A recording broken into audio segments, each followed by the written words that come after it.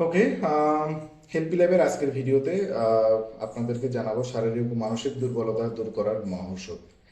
তো আহ, কি হয় যে অতিরিক্ত পড়াশোনা, মানসিক চাপ বা কোনো শোকের কারণে আপনার ফ্যামিলি কোনো বিয়োগ হয়েছে, যদি আপনার স্মৃতিশক্তি কমে যায়, শরীরে সারাক্ষণ ক্লান্ত লাগে এবং অ্যাংজাইটি যেটাকে আমরা বলি, যদি আপনি আপনার সেটা পড়াশোনা হতে পারে, চাকরির ডিপ্রেশন হতে পারে, অফিসের প্রেশার হতে পারে, অথবা জবলেস আছেন আপনি, সে একটা ডিপ্রেশন হতে পারে ব্যাচেলার লাইফে।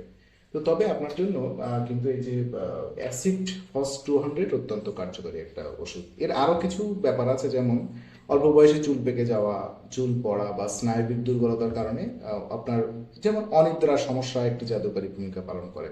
তারা সবসময় বিষণ্ণ বোধ করেন বা কাজে মন বসাতে পারেন না, তাদের বলা যায় যে একদম জীবনী শক্তি দ্বিতীয়বার ফিরিয়ে আনার একটি মহৌষধ কিন্তু এই যে অ্যাসিড ফস।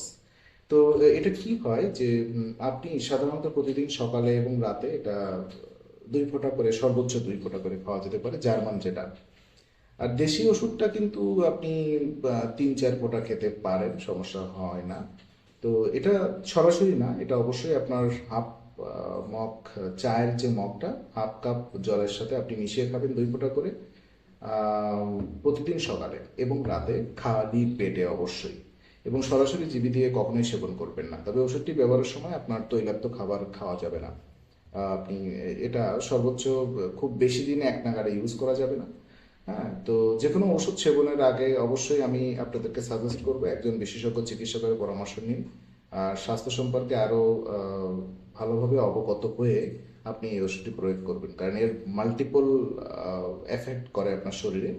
যে প্রবলেমগুলো বললাম, অ্যাংজাইটি, এটা অন্যরকম, অন্য লেভেলের একটা ব্যাপার, যেটা আপনার মানসিকতার সাথে জড়িত।